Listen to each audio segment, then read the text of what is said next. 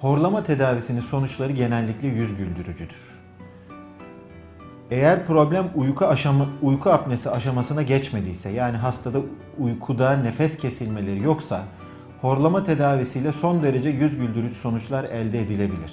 Ancak burada hem hekimin hem de hastanın üzerine düşen görevler vardır. Hastanın kendi üzerine düşen görev öncelikle kilo vermek, kullanıyorsa sigarayı bırakmak, kullanıyorsa alkolü bırakmak, beslenmesine dikkat etmek, yatmadan önce midesini mümkün olduğu kadar boş tutmak gibi genel önlemlerdir. Hasta bunlara uyarsa uyku tedavisinde ya da horlama tedavisinde çok iyi sonuçlar elde edilebilir. İkinci kısmı hekime düşen kısmıdır. Eğer olay basit horlamaysa hemen hemen bütün tedavi yöntemlerinde son derece yüz güldürücü sonuçlar elde etmek mümkündür. Bunların hakikaten %100'lere varan ya da %100'e çok yaklaşan oranlar olduğunu söylemek mümkündür.